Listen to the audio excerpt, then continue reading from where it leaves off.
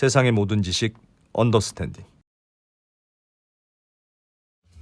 예, 자 언더스탠딩 시작하겠습니다. 네. 자, 언더스탠딩은 뭐 다양한 이슈로 다릅니다만 대표적인 반기업 채널이죠. 기업 채널이에요. 야, 우리처럼 기업들을 위한 채널이 어디 착한 있습니까? 기업들은 위하는데 네, 전반적으로는 그냥 기업은 나쁘다. 좀 냉정할 뿐이지 우리 반기업은 아닙니다. 갖고 있는 것 같습니다. 제가 보기에. 그리고 아닙니다. 그런 얘기 할 만큼 또 나쁜 짓을 가끔씩 하기는 하고. 나쁜 짓을 가끔 할 때가 있죠. 네. 나쁜 짓 하면 나쁜 짓 했다고 뭐라 해야지. 그래서 지금 상법 개정을 통해서 그 이사의 복무 의무가 회사만 복무하면 되느냐, 회사만 위해서 일하는 사람들이냐, 주주를 위해서도 일해야 된다. 네, 라는 내용의 상법 개정안을 추진 중인데. 그렇습니다. 뭘 그렇게까지 해? 다 그냥 회사를 위하다 보면 주주를 위해지는 거지. 그게 어떻게 다릅니까? 이제라는 게 반대하는 네. 논리의 근거인데 네. 오늘 그 와이즈 포레스트의 천준범 변호사님이 네, 말도 안 되는 소리 하고 있네. 내가 그냥 참을까 하다가 오늘 이런 얘기까지 해야 된다 하면서 실제로 주주의 이익과 회사의 이익이 어떻게 다른가? 충돌하는 케이스들 네. 이럴 때 상법 개정을 제대로 하지 않으면 항상 이런 문제가 생긴다는 실제 케이스들을 네. 몇 개 말씀해 주시고 지난번에도 한번 좀 배웠는데 오늘은 조금 심화 학습으로 예. 해외에서도 없어요 이런 경우 그거 다 거짓말이다 다 있더라. 네. 뭐 이런 거 한번 말씀해 주셨고 오늘 이어서 한번 좀 더 배워보겠습니다. 네. 천준범 변호사님 어서 오십시오. 안녕하십니까. 안녕하세요. 네, 안녕하세요. 네. 네, 오늘은 얼굴도 더 잘생겨주신 것 같습니다. 감사합니다. 또 불러주셔서 감사합니다. 변호사님은 왜 기업들을 미워해요? 저 기업도 굉장히 좋아합니다. 뭘 미워? 기업도 지금 컨설팅 해주는 게 직업이에요. 가장 지금. 친기업적인 변호사. 네. 아 그래요? 네네. 근데 오늘은 뭐 거의 뭐 수술대 위에서 거의 야, 발골을 하는 약간 콘텐츠인 그런 것 거 같은데? 아닙니까? 다 내가 회사 잘 되라고 하는 얘기입니다. 노조 상황을 잘 알아야 노조 파괴도 이렇게 컨설팅 해주는 것처럼 컨설팅 하다 보니까 기업들의 어두운 면을 다 알게 됐어. 그런 거 아닙니까? 네. 회사 잘 되라고 하는 얘기입니다. 알겠습니다. 네. 마이크를 조금 저희 쪽으로 조금만 더 이렇게. 그럴까요? 예, 이렇게. 예, 네, 좋습니다. 그렇습니다. 네. 예. 자, 오늘은 좀 오늘 하나하나 케이스를 조금 더 배워보죠. 배워보면 좋을 것 같습니다. 네. 네. 또 지난주에 이어가지고 이제 저희 말씀드리게 됐는데요. 일단 또 오늘 아침에 좀 약간 난리가 났습니다. 네. 그래서 오늘 아침에 모단체의 세미나가 있었는데 다시 또 한번 큰 어떤 토론이 있었고, 네. 그래서 뭐 기사가 많이 나오고 있는데 그 자리에서 한번 또 이제 다른 선진국들의 주주 충실 의무가 있냐 없냐가 한번 또 논의가 된 것 같아요. 예. 그래서 요 이제 장표부터 시작을 하려고 합니다. 네. 예. 없다라고 자꾸 주장을 하시는 분들이 있는데 조금 이렇게 요리조리 빠져나가면서 없는 데만 찾아가시는 그런 좀 감이 있습니다. 그래서 다 있습니다. 그러니까 있는 걸 알려주면 못 빠져나가잖아요. 그렇죠. 근데 뭐 일부만 말한다든지 아니면은 요거는 그렇게. 빼고 말한다든지 이런 식으로 해가지고 사실 다 있다. 네, 그래서 뭐 미국, 영국, 독일, 일본, OECD. 알겠습니다. 그래서 오늘 요 부분은 또 뭐 오늘 축사를 하신 이복현 원장님도 네. 다 알고 계시더라고요. 네. 그래서 요걸로 시작을 일단은 하고 네. 이어서 이제 오늘은 그래서 전체 주주에 대한 이 충실 의무라는 게 왜 우리나라에 꼭 필요하냐 이거를 말씀을 드리려고 하는데 그러니까요. 회사에만 있어도 뭐 대충 뭐 되는 거 아니냐고 생각할 네. 수도 있을 것 같아요. 그래서 요 내용은 뭐 제가 오늘만을 얘기하는 건 아니고 뭐 여기저기서 이제 강의를 하는데 그 내용을 이제 짜깁기를 한 거라서 네. 예. 자칫 제가 두 분을 학생처럼 대할 수가 있습니다. 괜찮습니다. 그거 좀 양해를 많은 분들이 그렇게 부탁드리겠습니다. 합니다. 괜찮습니다. 네. 저희도 호락호락하지만 않기 때문에 괜찮습니다. 네, 질문을 던질 수가 있습니다. 아, 네. 예. 네, 그래서 이제 넘어가면 간단히 이제 말씀을 드리면은 예. 일단 그 지난 30년 동안 이 법이 많이 사실 있었습니다. 뭐 이제 이런저런 법이 있었는데 원칙이 없다 보니까 그때 땜질식 처방밖에 없었어요. 그래서 계속 소잃고 외양간 고치기만 반복돼 왔던 30년의 역사가 있습니다. 그래서 그거를 오늘 좀 말씀을 드리려고 하고요. 예. 일단은 계열 회사 간 거래라고 이제 내부 거래라고도 하고 뭐 이제 그런 계열 회사 간 거래가 있는데 이게 우리나라의 기업 집단의 가장 큰 문제지 않았습니까? 예. 그런데 지난 30년 동안 어떤 일이 있었는지 간단하게 한번 보겠습니다. 자, 이 그림을 보시면은 이제 하나하나 보시면 위에서부터 보시면 이제 주주입니다. 맨 위에는. 네. 그리고 밑에 이사회가 있습니다. 이사회는 뭐 대표이사도 있고 사내이사도 있고 사회이사도 있고 예. 이사회가 있고 그중에 대표이사가 회사의 대부분의 결정을 한다는 이 그림입니다. 그런데 이제 주주에서 조금 다른 점이 있는데 일반 주주가 쫙 있지만 우리나라의 특징은 상장 회사라도 지배 주주가 있죠. 예. 네, 지배 주주가 대부분 한 20에서 30%, 많으면 40%까지 들고 있습니다. 예. 네, 이게 이제 우리나라의 상장 회사의 대부분의 상황입니다. 자, 이런 경우에 이렇게 돼 있죠. 이사들을 다 누가 뽑냐 보니까 우리나라에는 집중 투표제도 거의 없고 예. 다득 표제라는 것도 없습니다. 미국에서는 그 여러 명의 후보가 있을 때 과반수를 안 넘더라도 다득표한 사람이 이사로 올라가는 그런 식으로 투표를 많이 하거든요. 근데 그것도 그냥 제일 많으면 그냥 네. 올라가고. 근데 항상 우리나라는 과반수를 받아야 되는 그 상황이고 어쨌든 없고 또 실제로 상장회사의 주주총회 우리나라 평균 출석률이 73% 정도밖에 안 됩니다. 네. 그러다 보니까 지배주주의 지분율이 30%라도 실질적으로는 거의 과반수에 육박하는 거죠. 네, 그런 상황 때문에 어쨌든 이사회에 있는 이사는 대부분 지배주주가 선임을 하고 있습니다. 사실상 지배주주가 다 결정하는 거죠. 뭐. 그렇죠, 여러 가지로. 그래서 그래서 뭐 해외도 마찬가지일 것 같습니다. 해외는 근데 이제 다릅니까? 미국이나 일본 같이 완전히 주주가 분산되어 있는 경우에는 지배주주라는 개념이 없습니다. 그래서 뭐 주총에서도 누구 한 명을 그 원하는 그런 이사가 되는 게 아니고 대부분은 특정 주주, 특정 기관이 미는 이사들이 한 명씩 들어갑니다. 보통. 그래서 다 한 명의 지배주주가 선임하는 경우가 거의 없다고 보시면 됩니다. 그게 우리나라하고 가장 큰 차이인데 뭐 좀 이따 다시 또 말씀드릴 기회가 있을 것 같고요. 여기서는 그래서 이제 요거를 아셔야 되는데 우리나라의 회사라는 게 그 이해관계, 이제 이해관계라는 말을 앞으로 많이 할 건데 이해 충돌, 이익 충돌 이런 얘기인데 그러면 이 회사에서는 이 이해관계가 누구랑 누구랑 충돌하느냐 한마디로 누구랑 누구랑 편먹었느냐 이 얘기잖아요. 예. 그게 지금 이런 그림으로 된다는 겁니다. 지배주주와 이사회, 회사가 하나의 이해관계를 이루고 있고요. 그 다음에 나머지 일반 주주가 다른 이해관계를 갖고 있는 경우가 굉장히 많습니다. 네. 그러나 뭐 나머지 주주들도 이 회사가 잘 되면 자기도 잘 되는 관계니까. 그렇죠. 일반적으로 그렇죠. 예. 자, 그러면 이제 이게 내부 거래나 계열회사 간 거래가 이루어지는 이제 하나의 이제 굉장히 단순한 예를 가져왔는데요. 예. 예를 들어서 이제 지배주주가 그 회사, 우리 회사에 대해서는 20% 30%밖에 없지만 100% 개인 회사가 하나 있어요. 만약에. 그러면은 이게 이제 누구를 비난하는 게 아니고 인지상정이에요. 누구든지 지배주주가 뽑아준 이사 대표이사는 그러면은 어떤 지배주주한테 당연히 잘 보이고 싶잖아요. 네. 네. 그리고 뭔가를 더 드리고 싶고 드리고 싶은 그 마음이 누구한테나 있습니다. 예. 자, 그러면은 이제 드립니다. 어떻게 드리면 될까요? 이 지배주주한테 저 회사의 대표이사. 개인 회사 거를 사줘. 사줘도 되고 어. 네. 아주 심플하게 생각하면 됩니다. 일단 심플하게 생각하면은 사실은 그냥 제일 쉽게 생각하면은 회사의 돈을 그냥 드리면 돼요. 그렇죠. 개인 회사로. 네, 그냥 막 드리면 되잖아요. 근데 그거는 이제 배임 횡령으로 걸리겠죠. 예. 네, 그래서 이제 증여는 안 돼요. 그건 아주 쉽게 그건 안 되죠. 증여 안 돼요. 그냥은 안 되고. 네, 그냥 드리면 이제 그 너무 편하. 네, 표도 나지만 이제 철창을 예. 네, 가게 되기 때문에 안 됩니다. 그럼 그 다음으로 생각할 수 있는 게 뭘까?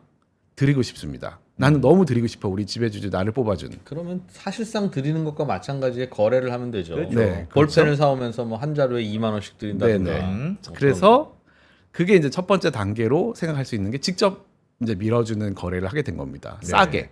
네. 뭐 싸게 대출을 싸게 해준다든가 맞습니다. 보증을 서준다든가 네. 거래를 좋은 조건의 거래를 해준다든가 아니면 회사 직원이 가서 일을 해준다든지 뭐 아니면 지적재산권 IP를 싸게 넘겨준다든지 아니면 거기에 수수료를 드린다든지 이렇게 직접 밀어주기 방식으로 거의 IMF 사태가 있기 전에 1997년까지는 이런 게 굉장히 만연했습니다. 보통은 대주주의 100% 자회사보다 도련님 회사에 저렇게 뭐 많이 그럴 수도 했죠. 있습니다. 네. 일반적으로 그동안의 반응은. 밀어주려면 이놈 자식아 우리 아들 회사에 밀어줘야지 눈치 없는 놈아 안 그래도 나 물려주려고 지금 하고 있는데 왜 자꾸 내 회사로 넣으면 또 물려줘야 되잖아. 이 눈치 없는 놈. 도련님 회사를 집중적으로 밀어준 경우가 많았던 것 같아요. 네, 그렇습니다. 그렇게 이제 상속 증여가 이루어지는 실질적인 케이스가 많았는데 이제 이게 문제가 계속되고 정부에서도 일을 안 한 건 아닙니다. 계속 이 90년대 이런 문제가 많이 생기다 보니까 이거를 이제 막는 법이 생깁니다. 예. 네, 그래서 이제 제가 부당거래법이라고 이름 붙인 이제 공정거래법에 보면은 부당지원행위 금지, 불공정 거래행위 중에 있고요. 그다음에 세법에 또 하나 들어갑니다. 법인세법에 부당행위 계산 부인입니다. 그래서 너무 싸고 유리하게 계산한 거에 대해서는 네가 그 이익이 내려온 만큼을 인정하지 않겠다는 뜻입니다. 네. 그래서 그만큼 법인세 내라는 겁니다. 네, 그런 두 가지 행위를 규제하는 게 들어옵니다. 이게 96년에 공정거래법, 98년에 세법 이렇게 개정이 됩니다. 그래서 여기에 공정거래법에서 보면은 이 문구가 굉장히 중요합니다. 법이 항상 좀 약간 좀 사소한 거에서 중요한 일이 있는 경우가 많아요. 그래서 요 현저히 나중에 상당히는 바뀐 거고 현저히 유리한 거래가 금지됩니다. 한마디로. 현저히 상당히 요거를 이제 기억을 계속 해주셔야 돼요. 아. 현저히 유리한 거래가 금지된 게 이 96년이고 이거는 이 직접 너무 밀어주니까 이 직접 밀어주는 거를 막기 위해서 만든 법입니다. 현저히 유리한 게 얼마나 유리한 건지가 애매하네요. 두 개 다 애매합니다. 현저히도 애매하고 예. 유리도 애매한 거예요, 사실. 아, 유리도 그렇죠. 애매하고. 나중에 좀 나오는데 그 두 개가 다 애매합니다. 그렇죠. 아, 그러네. 네, 그래서 법은 추상적인 문구가 많을수록 집행이 어렵습니다. 그래서 잘 안 돌아간다고 보시면 됩니다. 그래서 일단 추상적인 게 두 개 들어왔죠. 예. 어쨌든 법이 들어오니까 이 당시에 IMF 사태 이후에 공정거래위원회가 당시의 5대 재벌 그룹을 대대적으로 조사를 합니다. 예. 그리고 과징금을 그 당시에 어마어마한 금액이었던 수백억씩 때려요. 예. 지금이야 뭐 수천억도 있지만 수백억씩 과징금을 매깁니다. 그래서 이때가 그 공정거래법상 부당지원 행위가 큰 어떤 시장이 열린 때예요. 예. 네. 자, 그러면 이제 변호사들의 시장. 네, 그렇죠. 네. 우리 세상이 왔구나. 아, 네. 무슨 말인가 싶은데 변호사님들 사이에서 항상 시장이 열렸다고 하면 그런 얘기니까 습관적으로 그렇게 표현하시네요. 네. 알겠습니다. 네.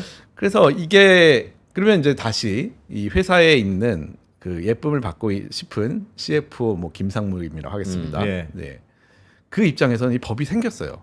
그러면 현저히 유리한 거래는 하지 말래요. 네. 그러면 어떤 이제 방안을 또 포기할 수는 없잖아요. 적당한 거래를 하는 거죠. 뭐 조금 적당한 유리한 거래. 거래를 하거나 어, 유리하지 않은 거래를 해도 예를 들면 도련님 회사가 뭘 납품한다고 그럴까? 시멘트를 납품한다고 해요. 건설 회사가 있는데 그럼 시중 가격으로 납품하면 그래. 유리한 거래가 아니잖아요. 그렇지. 그러나 시중 가격으로 납품해도 이만큼 남거든. 그렇지. 그 독점으로 납품하시고요. 조금 좀 불량한 거 있어 그냥 받아드리겠습니다. 우리가 남입니까? 뭐 그러면 그거지. 도련님 회사들은 이만큼 남는 거지. 네. 너무 정확하게 또 말씀해 주셨고요. 에이, 아. 너무 쉬워. 너무 쉬웠나요? 아직까지는 너무 저학년 수준인 것 아, 그런가요? 같습니다. 언더스탠딩입니다. 언더스탠딩. 아 진짜. 예. 네. 너무 유리한 것이 이제 문제라면은 이 법이 어렵지 않다는 거죠. 그러면 그렇죠. 너무 유리하지는 않게 다만 많이 하자라고 한 게 바로 이제 물량 몰아주기, 일가 몰아주기 이런 거래입니다. 네. 그래서 이 물량 몰아주기를 딱 들어오자마자 이 부당거래법이라고 했던 공정거래법에 굉장히 이제 뒤통수를 맞은 거죠.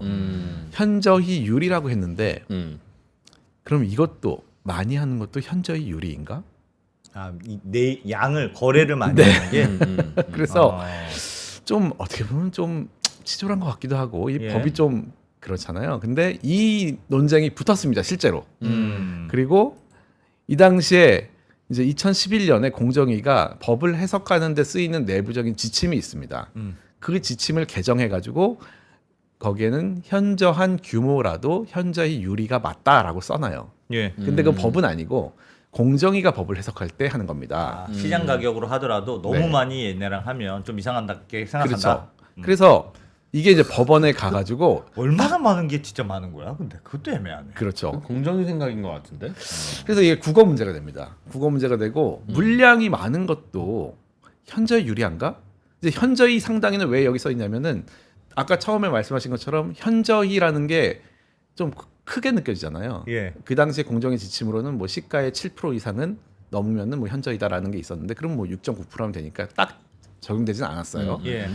그게 너무 넓다 느낌이. 그러니까 그 나중에 상당히로 바꿨습니다. 그래서 좀 좁힌 게 상당이고요. 현저히보다는 상당히로 좀 어감이 그거나 그게 그거나. 맞나요? 뭐 그거나 같긴 한데요. 모르겠습니다. 어쨌든 예. 그래서 현저히가 상당히로 나중에 바뀐 문구고 유리는 똑같습니다. 그러면 이 국어 문제가 이제 많이 제가 질문을 던지는데요. 예. 이 현저히 유리한 건가? 물량이 많아도 어떻게 생각되세요? 저는 물량이 그거- 많으면 그거 문제로 생각하면 그렇게 법을 확대 해석하면 안 되는 안 것 될 것 같습니다. 같다. 안 될 물량이 많은 것까지를 규제하려면 법도 그 내용을 담아야지. 담아야 된다. 그냥 현저히 또는 상당히 유리한 거래하면 안 돼라고 할 때 그 포괄 범위 안에는 네. 들어가기 좀 민망할 것 같습니다. 문헌의 해석에 벗어난다. 그렇습니다. 예. 안 대표님 어떠세요? 저는 그래도 물량이 정말 많으면 말은 될 것 같습니다. 말은 된다. 물량 네. 많은 게 왜 유리한 겁니까? 왜냐하면 그 많은 물량 되려면 얼마나 힘들어? 불리하지. 이걸 이렇게 많이 갑자기 아니 한 10개의 회사가 있는데 한 회사에만 받는다면 그거에 대한 이유가 있어야 되는데 얘도 한 회사한테 물량을 왕창 몰아줬다. 네. 그럼 그거에 대한 합당한 이유가 있어야 되겠죠. 그러면 무슨 볼트나 너트나 뭐라도 납품받을 때는 전국에 있는 모든 업체한테 골고루 납품받아야지. 몇몇 업체한테만 납품받으면 다 유리한 거래했다고 할 수 있겠네요. 아니 법을 왜냐하면 그렇게 어떻게 운영합니까? 하나에만 의존하면 회사 입장에서 불리하거든요. 네. 그래서 복수의 벤더를 두지 않습니까? 네. 그러나 한쪽에다 물량을 몰아주는 게 어찌 보면 그쪽에서 규모의 경제가 만들어져서 더 그 가성비 높은 제품이 나오게 할 수도 있습니다. 그럴 그렇게 수도 따지면 현대자동차가 무슨 출고할 때 다 모든 회사 골고루 타이어 다 골고루 해야지. 알았어. 답을 말씀하시면 안 그러면 끝이 없어. 아, 답은 뒤에 나오는데 네. 지금 뭐 완전히 공정위 측 변호사 하시면 되고 네. 네. 사실은 뭐 회사 측 변호사 하시면 됩니다. 네. 이런 논의가 실제로 일어났습니다. 변호사들도 겨우 이 정도 수준이에요. 뭐 에이, 이제 요약하자면은 뭐 그 에이, 이상이 크게 없고요. 네. 네. 그래서 이 이제 논의가 2011년에 공정위 지침이 개정. 왜냐하면 이때 이제 그 유명한 이제 글로비스 판결이 나왔고 그거를 계기로 과연 이 물량이 많아도 유리한 거냐라는 논쟁이 촉발이 된 겁니다. 네. 근데 이제 요 그 물량 몰아주기는 대부분은 이 통행세 거래라는 걸로 이루어집니다. 왜냐하면 통행세 거래가 뭐예요? 네, 위에 보시면은 이 개인 회사라는 거에 물량을 막 몰아주고 싶은데 예. 대부분의 개인 회사는 그 물량을 받아줄 역량이 없죠. 없습니다. 시멘트도 납품하려면 시멘트 회사를 세워야 되는데 그건 그렇죠. 도련님한테 너무 힘든 일이지. 그거는 자본이 많이 들어가고 그렇지. 네. 처음에 생긴 회사가 그걸 할 수 없기 때문에 대부분 예. 이런 물량 몰아주기는 뒤에 다 벤더들이 있습니다. 그래서 이 통행세 거래라는 거는 뭐 실제로 그 조금 공정위도 쓰는 말이에요. 좀 민망하긴 하지만은 네. 기존 거래처하고 회사가 이렇게 거래를 점점점 점선으로 하고 있었습니다. 그런데 이제 개인 회사가 들어오면서 이제부터는 개인 회사를 통해서 거래를 해라라고 하는 겁니다. 저거는 진짜 도련님 회사도 쉽겠지. 그냥 네. 받아다가 주기만 사실상 받아다 주지도 않을지도 몰라. 실제로 그렇습니다. 보내. 보내만 할 수도 있어요. 근데 이런 그 구조를 막 비난만 할 수는 없는 것이 사실 유통이라는 것이 다 저런 거죠. 원래 그냥 연결만 해주고 그 다음에 트럭으로든 직접 가잖아요. 전부 다. 예. 그러니까 좋은 물건을 골라가지고 연결해주는 것만으로서도 어느 정도 이윤을 받는 게 유통이잖아요. 그러니까 이게 과연 부당한 통행세인지 실질적인 능력이 있어서 하는 건지는 상당히 어려운 문제가 됩니다. 네. 네, 그래서 사실 공정거래법도 거기에 또 추상적인 개념을 막 넣으면서 규정을 해놨는데 예. 이 물량 몰아주기가 대부분 이렇게 일어나는 이제 케이스가 있었고 이 케이스에서 바로 이 물량이 많아도 현저히 상당히 유리한 거냐라는 이제 드디어 법원의 판단을 받게 됩니다. 이제 요 케이스는 굉장히 유명한 이제 미스터 피자 케이스고요. 예. 대법원 판결이 2022년 최근에 나왔습니다. 그러니까 미스터 피자가 그럼 뭐 어디 각 뭘, 대리점 치즈 회사입니다. 밀가루도 받고 치즈도 받고. 중간에 치즈 네, 회사. 요 기존 거래처라는 거는 이제 치즈 납품업체들이고요. 원래 미스터 받는 게 피자에 있는데. 치즈 납품할 때 시중에 있는 치즈 회사들한테 다 모아서 네. 중간에서 한번 거치는 회사를 두었다. 네네. 그 회사가 그게 이제 대주주, 2세, 3세 대주주의 회사다. 네, 회사다. 그것이 이제 동생 회사였습니다. 그래서 요 케이스가 통행세 및 이 부당 지원 행위, 일감 몰아주기에 리딩 케이스가 됐고 1심, 2심이 갈렸습니다. 이게 지금. 그래서 그 당시에 제가 이 케이스를 뭐 강의에서 이용한 지가 꽤 됐는데 예. 2심까지 나왔을 때 시작을 했습니다. 그래서 굉장히 귀추가 주목된다. 3심이 어떻게 될지 보자. 이렇게 얘기를 하고 있었고요. 지금은 나왔지만 이제 1심에서는 이 부당 지원 행위가 유죄, 즉 인정이 된 겁니다. 통행세였다 사실상. 통행세 이제 물량입니다. 여기서 통행세 거래는 뭐 큰 이슈는 없었고 이 물량 치즈를 많이 이렇게 공급하는 것이 현저히 유리한 거냐가 이슈였습니다. 예. 그러면 어떻게 보면은 필요한 피자를 만드는데 필요한 치즈의 뭐 80% 이상, 90% 이상을 다 한 회사에서 공급받는 것이 예. 유리한 거냐였습니다. 1심은 유리한 게 맞다라고 봤어요. 네, 그래서 안 대표님 이제 쪽에 이기신 거죠. 네. 네. 봐봐. 근데 2심은 무죄네. 무죄가 나왔습니다. 원래 상급법원 판사들이 똑같아요. 이 프로님 얼마나 논리랑 법원은 일심 똑같았어요. 판사를 하고 있겠어. 똑같았습니다. 이게 유리랑 분리라는 거는 가격으로 따지면은 알 수가 있습니다. 비싸거나 싸면은 이게 유리 분리가 확실히 나오는데 이심의 물량으로 논리는 하기가 애매하지 않냐? 뭐 100%의 물량이 있을 때 도대체 어느 뭐 80% 이상이면은 이것이 유리한 거냐, 과대한 거냐 알 수가 없지 않느냐. 그렇죠. 그리고 더 중요한 거는 여기서는 공정거래위원회가 이게 이제 행정 규제이기 때문에 예. 입증 책임이 있습니다. 유리하다는 걸. 네, 유리하다는 거를 누가 공정위가 입증을 해야 됩니다. 음. 근데 입증이 안 되면 부당지원이 아닌 겁니다. 아, 그래서 그렇죠. 당신들이 얼마나 논리적이에요. 1심 판사님은 왜 저렇게 하신 거지? 네. 심하다고 생각했겠지. 심하다고. 뭘 심하지. 그러나 판결을 감정으로 할 거면 다 중학생들 시키지 왜 판사를 시킵니까? 예. 대법원 뭐, 판결은 어떻게 됐습니까? 네, 네. 요 참고로 요 옆에 있는 게 이제 궁금하실 수도 있는데 네. 이제 성관지 의무는 다 아시는 이제 배임 횡령 같은 경우고요. 이제 1심에서 무죄가 나왔던 거는 이게 횡령은 아니다. 네, 돈은 아니고 그렇지. 재산상의 그렇게 볼수 이익이니까.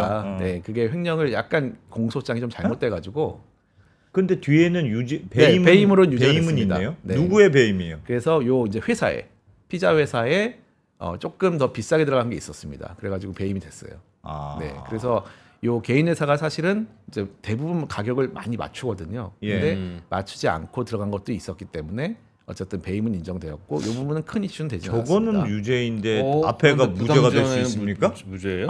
그러니까 횡령이랑 이건 좀 법적인 개념인데 횡령은 실제로 현금을 가지고 나와야 됩니다. 예. 근데 배임은 현금이 아니고 어떤 이익을 빼돌리면 배임입니다. 근데 같은 거예요. 그렇죠. 회사에 손실을 끼쳤으면. 예, 같은 건데 1심에서는 이게 되게 형식적인 거고 절차적인 건데 배임을 안 넣은 거예요. 그 공소장에. 그러니까 이 판사는 그 공소장에 없는 거는 판단을 못 하게 돼 있거든요. 그래서 공소장을 변경해가지고 그냥 배임이 2심에서는 유죄가 된 겁니다. 똑같은 건데. 네, 그 약간 배임은 형식적인 맞다. 네, 맞습니다. 부당 지원은 아니다. 자, 그래서 이제 부당 지원이 3심에서 굉장히 저도 기다렸던 판결이었고요. 예. 2022년에 자, 과연 이제 누가 맞으셨을지 대법원에 대법원 2022년 9월 16일 아. 판결입니다.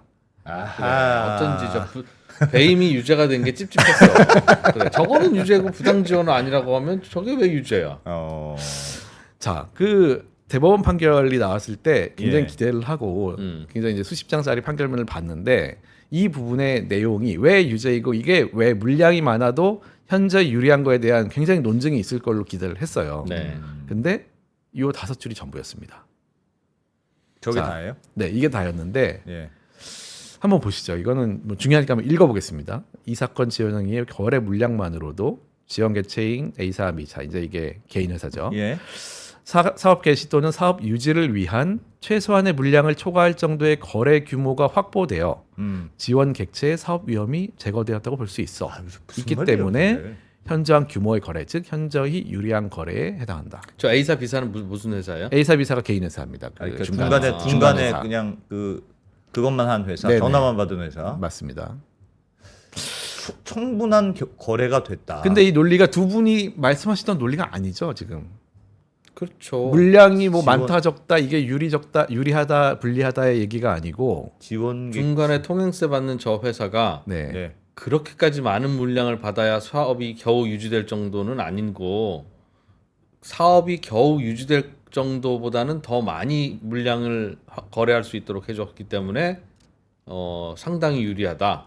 현재 유리하다라고 본 건데. 아 그러니까 이거 사업 위험이 없어진 것만 가지고도 지원한 걸로 볼 수 있다. 그렇죠. 그 말이잖아요. 맞습니다. 중간에 통행세 받는 회사는 거의 거지처럼 근근히 살아야 된다.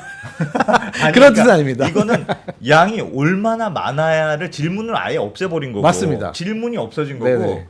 그냥 요거는 그냥 밀어준 것만으로가 인정됐다면 무조건 다 유죄야. 유리한 이런 거다. 뜻이네요. 그러니까 2심에서 무죄가 나왔던 이 논리가 물량으로 가게 되면은 가격이면은 이제 가격에서의 유리 분리를 입증한 절차는 일단 시장 가격을 당연하죠. 조사합니다. 그렇겠죠. 그래서 시장 가격보다 몇 프로가 높으면 현저하다 상당하다를 따집니다. 예. 그렇게 나갑니다. 그러면 이제 공정위가 입증이 성공하게 되는 거예요. 네. 근데 그것도 굉장히 어렵습니다. 사실은 뭐 쌀이나 그럼. 물도 시가가 거의 없는데 표준화되어 있지도 않을 거고 네, 그럼. 주식도 아니고 이게 시가 거의 없거든요. 그러니까 그걸 굉장히 어려움을 겪었는데 물량이라는 거는 그럼 기준이 뭐냐라고 물어본 거예요. 2심 법원은. 그렇죠. 그럼 90%를 기준으로 그거보다 5% 더 많으면 현재 유리한 거냐, 50%냐 이거를 공정히 당신이 입증해라. 네. 기준도 없고 기준. 현저의 기준도 없고. 네. 어. 그러니까 입증하기 어렵죠. 입증 못해서 이제 졌어요. 무죄가 나왔던 거 2심은. 근데 그 논리가 아예 대법원 판결에 없었어요. 그러니까 안 대표님 말씀하신 것처럼 그 물량이라는 아예 기준 자체를 빼버린 거예요. 지금. 대법원의 논리는 뭐예요? 대법원의 논리는 무슨 말이에요? 안 대표님 말씀하신 것처럼 물량 때문에 본 게 아니고 처음 시작할 때 이 정도의 물량을 준 것만으로도 유리하다라고 해버린 거예요. 그러니까 물량이 많다 적다가 아니고 네. 사업이 개시할 때 어느 정도 할 수 있을 정도의 물량만 준 것으로도 유리한 거다라는 논리를 새로 개발한 겁니다. 지금. 그 말은 예를 들면 현대건설이 아파트 지으면서 네. 신발장 납품하는 업체를 하나 선정해서 표준화시킬 수 있잖아요. 네. 그런데 신발장 납품하는 업체는 그 회사가 직원 뽑고 대충 유지하려면 1년에 한 뭐 100개 정도 납품하면 됩니다라고 하는데 현대아파트는 1년에 그 물량이 10,000개일 수 있다고요. 네. 그러면 100개보다 더 주문하면 무조건 유리한 거 아닙니까? 그럼 현대 아파트는 그런 업체 100개를 나누어서 물량을 줘야 그래야 아니지. 그게 아니고 저 대법원 판결은 100개를 하건 1000개를 다 몰아주면 괜찮은데 대주주 회사한테는 물량 주지 말라는 뜻이죠, 아예. 뭐 그렇게도 해석할 수 있고요. 그래서 대주주 물량 회사는 줬다는 것 자체가 문제야. 그럼 애초부터 대주주 쪽하고는 거래하지 마라. 그렇게 법을 만들어 놓든가. 아예. 법은 현저하게 유리한 조건으로 하지 말라고 해놓고 거래를 했다는 이유로 그 자체가 현저하게 유리하다고 우기면 그게 말이 되는 겁니까? 다른 업체하고 거래할 때도 그럼 그게 다 현저하게 유리한 거잖아요. 니네는 얼마만큼 물량을 받아가야 브레이크 이븐, 즉 손익분기점이니 78개야? 그럼 78개만 해. 라고 하는 게 그렇게 해야만 된다는 게 무슨 논리이며 그거를 일일이 어떻게 또 계산하냐고요. 그 매번 바뀌는데. 지금 우리나라에 저는 로스쿨에서 이런 토론이 벌어졌으면 좋겠습니다. 네, 그냥 외우지 말고 너무 지금 선생님으로서 뿌듯한 것 같은데 제가. 그렇죠. 이거 네. 말이 안 된다고 주장하는 논리에는 법조항에는 살짝 그 말은 저도 동의해요. 네. 그럴 법조항하고는 거면 약간 법을 왜 만드냐는 거죠. 그냥 그렇죠. 대법원 판사가 그냥 왕하지. 대법원 판결의 취지는 저는 매우 훌륭하다고 생각해요. 그래서 취지는 왜 기업을 벌주는 취지니까? 이게 아니야, 그거 주면 안 되지. 대주주 개인 회사한테 그걸 왜 줘? 그래, 그 나빠. 신발끈, 나쁘면 아예 신발끈은 법을 만들 때 묵지도 마. 대주주의 특수관계인이 일정 지분 이상 가는 데는 아예 거래하지 마라. 그렇게 만들든가. 법 만들 때는 그거 민망하니까 못 만들어 놓고. 그럼 나중에 그걸 가지고 확대 해석을 하면 이게 법치국가가 아니잖아요. 지금 너무 토론이 좋아서 계속 듣고 싶은데 일단은 네, 뭐 네. 이제 진행은 해야 되니까. 예. 네. 저도 이 판결을 봤을 때 비슷한 느낌이 있었습니다. 이게 법리적으로는 어려우니까 새로운 논리로 이 유죄를 만들었구나. 예. 네, 이렇게 부당전 아니라고 했을 때 너무 어떤 상식에 어긋나는 느낌이 있었나 봐요. 그때 대법원도. 그래서 현저히 유리한 거래에 해당된다라고 조금 국어의 범위를 넘어서는 이제 논리를 개발한 걸로 저는 이해를 했습니다. 그러니까 거래 상대방이 이익을 볼지 손해를 볼지 간당간당한 수준까지만 거래하는 건 괜찮은데 그거보다 넘어서 이익을 볼 만한 거래 물량을 주는 것 자체가 그렇지. 현저히 유리한 거래라는 게 대법원의 논리라면 그러면 모든 거래처와의 거래가 다 현저히 유리한 거래잖아요. 아니지, 모든 다른 데는 현저하게 거래해도 괜찮다. 그건 어차피 따로 배임죄가 있기 때문에 그거는 배임죄로 잡는 거고 이거는 그러면- 대주주와 관련된 회사니까. 알겠어요. 문제예요. 그럼 근데 현저하게 유리하게 거래를 하면 배임죄 아닙니까? 모든 경우에. Yes. 네. 그러면 이 세상에 다른 업체랑 거래하는 모든 결정을 내린 이사들은 다 배임죄네요. 아니라니까. 그건 저건 대주주. 자, 이게 좀 회사의 지루해지고 있기 때문에 네. 제가 끊어버리겠습니다. 알겠어요. 예. 끊고 예. 지금 근데 이제 제가 넘어가기 위해서 사실 질문을 던질 그 내용이 나왔어요. 예. 현저히 유리인지 아닌지 이 얘기를 하기 시작하니까 여기에 지금 우리가 빠져들었죠. 예. 이 프레임으로 갇혀버렸습니다. 가격, 물량, 이게 더 유리하냐, 불리하냐, 이게 맞냐, 틀리냐 이 얘기로만 지금 모두 얘기를 하고 있잖아요. 네. 이게 지난 30년 동안 헛발질이었다는 겁니다, 사실은. 이게 그 문제가 아니거든요. 그럼 무슨 문제? 그 문제가 아닙니다. 예. 자, 바로 이제 중요한 게 뭐냐? 거래 조건에 대해서 우리가 계속 얘기하고 있었잖아요. 가격이냐, 물량이냐, 뭐 현저하냐 아니 현저하냐 아니냐, 뭐 개업할 때 하면 되냐 마냐 이런 얘기를 지금 가고 있는데 사실은 이거는 주주의 문제였어요. 주주의 이익 문제였어요. 자, 거래 조건이 아니라 누가 주주인지가 더 중요한 거죠. 자, 여기에 이제 좀 더 단순하게 그린 그림입니다. 네. 주주가 있고 지배주가 있고 이 회사에 대해서는 20-30% 주주이지만 개인 회사가 있는 겁니다. 그리고 이제 이 개인 회사와 회사가 거래를 합니다. 이런 경우가 있는데 똑같은 거래를 이렇게 할 수도 있거든요. 지배주주가 있고 회사가 이 개인 회사가 아니라 자회사, 회사의 100% 자회사로 예. 만들 수도 있는 겁니다. 도련님 회사 말고 네, 회사의 그렇지. 100% 자회사. 이렇게 하는데 그러면 똑같은 조건으로 거래를 하거든요. 사실은 한다고 오케이, 가정을 그렇지. 해보겠습니다. 그렇죠, 그렇죠. 그러면 어떻게 조건이 뭐 더 비싼지 싼지 그런 거랑 관계없이 이제 현금 흐름이 어떻게 되는지 한번 보겠습니다. 네. 자, 왼쪽을 먼저 보시면 이 회사의 이익을 어쨌든 거래를 하면은 개인 회사로 이익이 갑니다. 예. 뭐 이게 비싸든 싸든 정상가를 하던 이유는 남기 때문에 자, 이렇게 하면은 요 100% 지배주주에게 배당이 들어가게 돼 있습니다. 예. 또는 이 기업 가치가 다 지배주주한테 속하겠죠. 그렇죠. 자, 그런데 똑같은 거래를 자회사로 한다면 예. 이익이 자회사로 갔다가 기업 가치나 배당이 다 100% 다시 회사로 들어옵니다. 그렇죠. 그 다음에 지분율에 의해서 배당이 되거나 기업 가치가 나눠지겠죠. 예. 그래서 이 차이가 더 중요한 거였는데 사실은 처음에 단추가 좀 잘못 끼워진 거죠.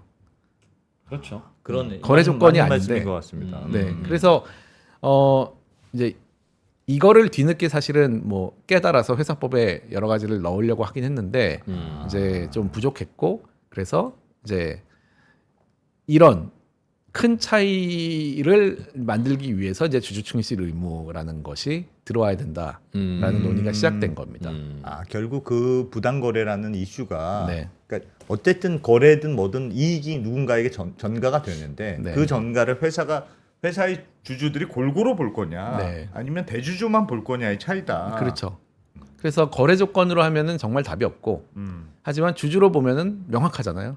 어느 주주에게 이익이 갈지는 명확하기 때문에 거기에 대한 논의를 하자는 게 이제 주주 충실 의무의 이제 물론 시작이라고 당연히 보시면 되고요. 상법에 그 당시에 그렇게 있었다면 네. 저거는 그렇죠. 주주 충실 의무 위반으로 다 그냥 깔끔한 논리가 됐을 텐데. 네. 맞는 말이네요. 네. 그러니까 미스터 피자도 치즈가 너무 종류가 많아서 한 회사가 좀 정리해서 가져왔으면 좋겠어. 네. 그런 게 필요하다고 하더라도 네. 그럼 회사의 자회사로 만들어서 100% 자회사 했었어야지. 만들어야 된다. 네. 그걸 왜 동생 회사한테 동생 회사한테 하냐. 하느냐 그게 네. 필요하다 하더라도 네.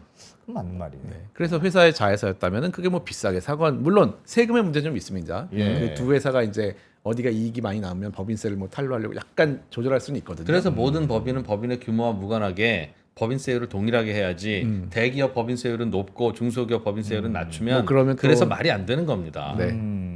그래서 그런 얘기를 하는 그런 지금까지의 얘기가 계열 회사 간의 거래가 30년 동안 좀 헛발질을 했다. 알겠습니다. 좀 그런 얘기였습니다. 그거 깔끔하네. 예. 확 이해됐습니다. 네. 그러면 이제 이 뒤에는 자본 거래에 관한 게 있습니다. 예. 그래서 하나는 보통 손익 거래는 서로 두 회사가 돈을 주고받고 물건을 할 주고받는 거래. 아. 그다음에 자본 거래는 회사 간의 거래가 아니고 주주 간의 거래를 보통 자본 거래라고 합니다. 주식이 오고 가는 거래입니다. 예.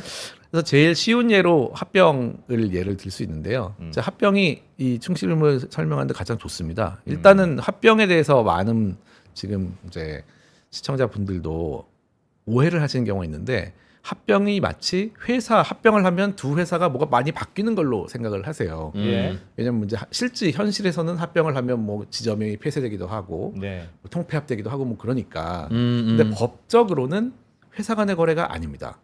합병이 네, 합병을 하는 거는 두 법인이 합쳐져 가지고 하나가 되는 거지만 예. 그 법인의 재산은 하나도 바뀌는 게 없습니다. 그냥 법인의 재무제표가 두 개가 그냥 더하기로 합쳐지는 겁니다. 예. 그러니까 이 법인이 뭐 더해지는 것도 없고 이 법인에서 빠지는 것도 없어요. 예. 그냥 그대로 붙는 겁니다. 그럼 그 뭐냐 합병은 주주 간의 거래인 겁니다. 주식을 바꿔줍니다. 서로 네. 서로의 그래서- 주식이 서로 바뀌는 행위가 그렇죠. 합병이다. 그래서 A 회사, B 회사가 할 때 주식이 나의 지분율이 바뀌는 행위입니다. 그게 가장 그 법적으로는 중요한 의미가 있고요. 그렇겠네요. 예. 그래서 근데 중요한 거는 주주 간의 거래인데 주주가 결정을 못 합니다. 회사가 결정합니다. 합병은 회사끼리 합병 비율을 논의하고 그게 이사죠 이제. 예. 이사가 논의하는데 사실은 회사끼리는 아무 더하기 빼기가 없어요. 주주만 더하기 빼기가 있습니다. 자, 그거를 좀 설명해 드리려고 합니다. 예. 자, 그래서 일단은 합병이라는 거는 회사가 결정하는 주주 간의 거래다. 이렇게 일단 이해를 하고 넘어가시면은 이제 좀 더 쉽습니다. 예. 자, 그래서 이 뭐 이제 또 강의 자료입니다. 제가 맨날 쓰는 합병은 아까 말씀드린 것처럼 회사 자체의 경제적 가치 아무 영향이 없어요. A사가 있고 B사가 있습니다. 자, 이제 A사를 그러면 이제 안 대표님 하시고 예. B사를 이프로님 하시면 될 것 같습니다. 음흠. 자, 잘 이제 자기 회사에 집중을 해주세요. 예. 자, 그래서 이제 뉴 A사가 됩니다. 네. 이제 두 제가 배가 된 거예요. 합병하는데 그냥 제가 덩치가. 합병했다. 네. 좋네. 네, 전속회사입니다. 흡수 합병 됐어요. 저쪽으로. 네. 지하 회사는 소멸된 거예요? 그게 무슨 합병이야? 씨. 아, 요것만 벌써 요것만으로도 기분이 나쁘신데, 예. 자, 이게 보면은 주주는 보통 100%고 100%잖아요. 네. 퍼센트고. 그러면 이제 주주의 3명이었으니까 6명이 됩니다. 예. 주주는 6명 되죠. 6명 예. 됐죠. 근데 이게 지분율이라는 거 200%는 없잖아요. 네. 200% 없죠. 그렇죠. 그래서 200%를 어쨌든 100%로 우겨 넣어야 됩니다. 그렇죠. 그렇죠. 이렇게 우겨 넣어야 돼요. 그래서 기본적으로는 1대1 합병일 때도 반토막이 납니다. 지분율은. 예. 대신 덩치가 2배가 됐으니까 1%의 1을 곱한 거하고 0.5%의 2를 곱한 게 같은 거죠, 사실은. 예. 네, 그런 게 된 겁니다. 그래서 합병 자체로는 그냥 아무 더하기 빼기 없고 다만 나의 지분율은 그렇게 됩니다. 자, 그러면은 합병 비율이 중요한 거예요. 그러면 내가 A사가 얼마나 크냐, B사가 얼마나 크냐에 따라 가지고 합병 비율이 정해지거든요. 예. 그러면 덩치에 따라 정해지는데 기업 가치가 여기서 중요해집니다. 그럼 여기는 제가 똑같이 그려놨잖아요. 만약에 이제 1대1로 그린 겁니다. 그러면 이제 뭐 A사도 이제 0.5% 되고 B사도 0.5% 뭐, 되니까 예, 저거 주주 쉬운 뭐 것 입장에서는 이제 뭐 그렇게 될 수 있죠. 네. 근데 만약에 이렇게 됐어요. 1대2다. 1대2다. B사가 2배의 기업 가치를 가지게 돼요. 예. 근데 그러면은 갑자기 A사 주주는 0.5%가 아니라 0.33%의 그렇게 지분율이 되겠죠. 갖게 되겠죠. 예. 예. 이 덩치는 똑같습니다. 더해진 회사의 덩치는 똑같은데 총합이 3이니까 네. 3분의 1. 3분의 1, 3분의 2가 돼요. 예. 순간적으로 합병 비율에 따라 가지고 나의 재산권이 확 줄었습니다. A사 네. 입장에서. 이게 합병이에요. 근데 알겠어요. 합병 비율이 정해지는 거는 순간입니다. 음. 또 이렇게 보면 3분의 1 되면 네.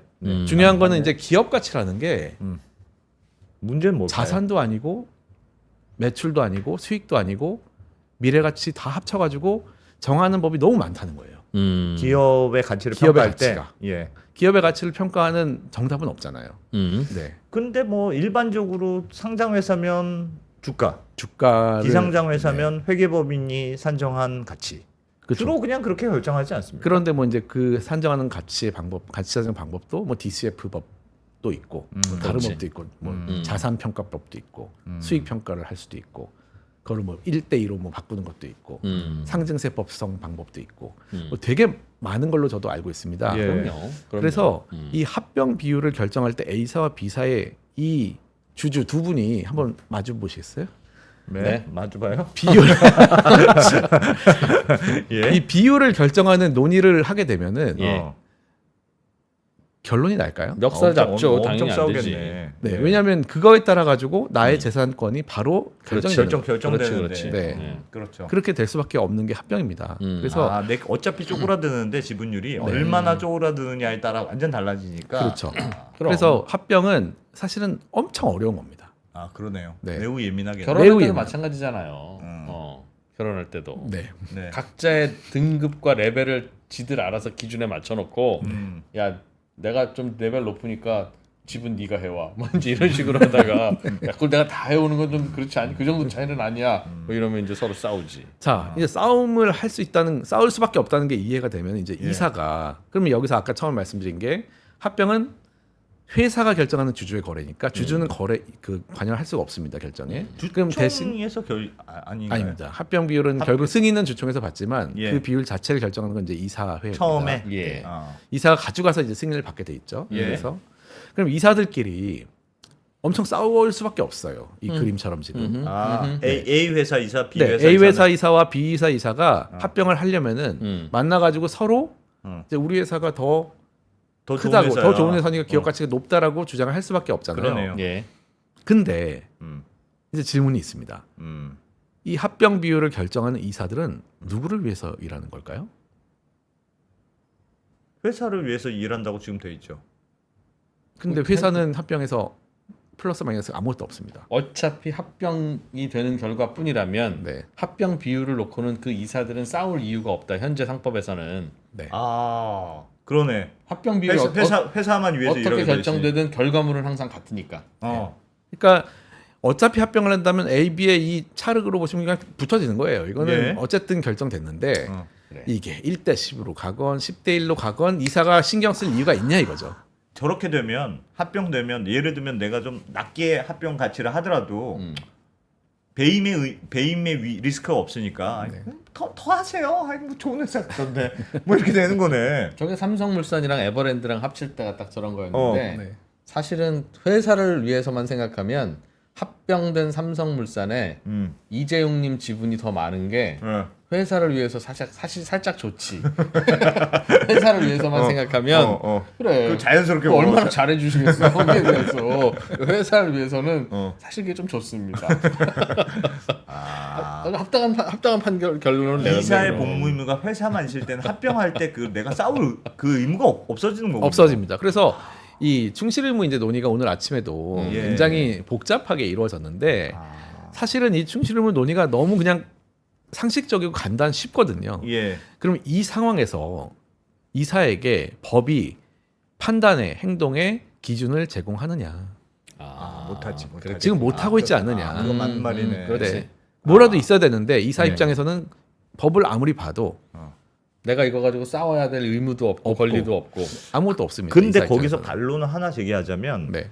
이사가 그냥 그래도 많이 하세요 이렇게 후하게 합병 비율을 결정했다고 하더라도 결국 그 합병 비율은 주주총회에서 찬성하느냐 부결하느냐 결과가 나오니까 네. 어쨌든 주주들의 최종 판단을 거친다고 볼 수 있지는 않아요. 맞습니다. 그것도 어. 네 맞습니다. 근데 우리나라 주주들은 주총장이 안 나오거든요. 그래서 사실상 이제 결정되는데 그래서 이제 그 굉장히 뭐 현실은 복잡하지만 단순하게 보면 예. 이 이사들이 회사를 위해서 일을 한다는 지금의 이 상법상 문구를 보면은 아무 기준이 없는 거랑 똑같다는 겁니다. 그러네. 네, 그래서 없어요. 그냥 아무렇게나 해라라는 그러네. 거랑 같습니다. 저게 저런 차이가 있구나. 네, 그러니까 이게 자본거래이기 때문인 겁니다. 자본거래에서는 회사가 없어집니다. 근데 회사를 위해서 하라고 해요. 그래서 이제 전체 주주를 위해서를 넣자. 이게 사실은 이 논의가 제일 처음 나온 게 합병입니다. 그러면 그 상법이 개정돼서 주주의 이사는 주주한테도 복무하는 사람이다. 네. 이렇게 정의를 내려주면 네. 합병할 때 예를 들면 안 싸우면 배임이 됩니까? 그럴 수 있습니다. 그래서 미국에 있는 이제 충실의무 관련된 판결도 대부분 다 M&A는 합병해서 나옵니다. 뭐 예를 들어서 계열사 또는 자회사 모회사가 합병을 할 때 예. 모회사 주주들이 막 관여를 하고 싶잖아요. 예. 그러면은 이해 충돌이 일어납니다. 모회사와 나머지 주주는 이해 충돌이 발생을 하잖아요. 예. 그럴 때 이사가 공정하게 하지 않으면은 바로 거기에 대해서 이제 책임이 들어간다는 겁니다. 자, 그런데 현실적으로 그럼 이사가 이 합병 비율에도 관여할 수 있게 각자의 주주들에게 충실하라는 의무를 질 경우엔 그래도 합병 비율이 결정되어야 합병이 될 텐데 네. 결정된 합병 비율이 마음에 안 들어? 각 이사들이 각각의 주주들에게 충실했음을 네. 뭘로 입증합니까? 이럴 때는 이제 지금은 그 이해 충돌 상황은 아니고 일단은 깔끔하게 주주가 다 갈라져 있는 상황이지만 예. 보통은 다 이해 충돌 상황이 있거든요. 이해 그렇죠? 충돌일 때는 에버랜드 주주가 삼성물산 주식도 갖고 있고 네, 서로 이렇게 두 가지 기준이 있습니다. 이제 완전한 공정성을 증명하는 거는 네. 절차와 실제적인 조건이 공정하다는 것을 이사가 다 증명을 합니다. 그 절차는 예를 들어서 완전히 독립적인 사람이었고 예. 독립적으로 협상을 했고 서로 관련된 사람이 없었다 등등등등 이런 절차. 형식적 절차가 형식 공정했다. 절차를 공정했다. 이사가 뭐 에버랜드 이사는 삼성물산 주식 안 갖고 있고 뭐 그런 식이죠. 삼성물산에 취직시킨 조카도 없고 뭐 등등 그런 거 네네. 네. 그거야 언제든지 맞출 수 있죠. 네, 절차를 하고 그다음에 실제적인 조건이 중요한데 여기서 이제 페어마켓 밸류다라는 게 나옵니다. 그래서 공정 가격으로 우리가 합병 비율을 결정했다라는 거를 네. 어떻게든 입증을 해놔야 돼요. 근데 이제 이 가격은 아까도 저희가 이 소일코 외양광고 측에서 봤듯이 시가라는 가격은 되게 어렵습니다. 어렵죠. 증명 특히나 미국에서의 증명의 수준이라는 건 되게 높은 수준을 원하기 때문에 예. 거의 불가능하다 보시면 돼요. 그렇게 이제 뭐라도 시비 걸어서 잘못됐다고 네. 할 수 있을 것 같아요. 어떤 맞습니다. 식으로 밸류를 정해도 이런 시각에서 보면 이상한데? 그렇죠. 라고 그 누가 얘기할 수 그래서 누가 할 수 있지. 그런 그 완전한 공정성을 증명한 케이스는 굉장히 거의 없고 네. 예. 그러니까 이 거래가 안 되잖아요, 자꾸. 그래서 약간 숨통을 틔워준 조건이 있습니다. 그래서 이런 합병을 할 때는 자 완전한 공정성 증명 너무 어려우니까 예. 두 가지만 해라 그러면은 이사회에서도 관련된 그 이해 충돌이 있는 이사들 다 빠지고 네. 독립적인 이사위원회를 만들고 그건 어렵지 않고. 네, 그럼 그 위원회에서 뭐 정보도 받고 로펌도 고용하고 회계원 고용해서 다 모든 걸 해라. 네. 예. 그래서 결정을 하고 그 다음에 플러스 주총에서도 이해관계는 다 빠지고 나머지 주주만 결정해라. 이렇게 두 가지 조건을 정확하게 예를 맞췄다면 들면 주총에서 대주주는 투표하지 말고. 네. 아. 근데 두 회사가 합병하는데 왜 대주주가 이해관계인이라 빠져야 됩니까? 예를 들면 삼성물산과 에버랜드가 합병할 때 네. 누가 빠지죠? 이제 이재용이 좀 빠져야 되는 복잡하지만 이유가 어쨌든 뭡니까? 특수관계인으로 묶여 있는 계열 회사와 어쨌든 뭐 이재용 회장 같은 가족들은 빠지는 거죠 다. 왜요? 왜? 왜냐하면 공정성에서 이제 이해 충돌 상황에서는 공정성이 의심된다는 겁니다. 그 삼성물산조차도 이재용님이 지배하고 있으니 네. 에버랜드도 지배하고 있고 삼성물산도 간접적으로 지배하고 있으니 네. 아, 둘 다 관련된 사람이니. 빠져라. 사실 이제 미국의 케이스는 네. 우리나라처럼 이렇게 복잡한 기업 집단이 없기 때문에 네. 다 직접적인 주주 관계가 있습니다. 근데 이제 우리나라로 치환을 해가지고 얘기하면은 그렇게 얘기할 수 있겠죠. 특수관계인이 이제 인정되니까. 그러면 나머지 빠진 주주들끼리 각 회사에서 결정을 하는 겁니다. 그러면 그 말은 주주들도 투표할 때도 내 회사가 무조건 좋아야 돼. 나는 사람들만 남아서 투표하라는 맞습니다. 뜻입니까? 네네네. 아, 그렇죠. 난 정확합니다. 사실은 우리가 지는 게 더 좋아. 이런 사람이 끼어 있어서 그러니까 투표하면 뭐 안 된다. 진다기보다는 이제 자기 지분율에 따라 가지고 나는 B 회사에는 1%지만은 A 회사에 내가 10%인데 네. 그럼 B 회사 투표할 때 빠져라. 뭔가 이제 그러니까 진짜 투표를 에버랜드 할 수 있다면 삼성물산의 네. 경우에는 그러면 네. 삼성물산 투표할 때는 이재용 빠져라. 네. 그런 얘기입니까? 뭐 그렇습니다. 근데 삼성물산 투표할 때 이재용 빠졌으면 결과가 달라졌을까요?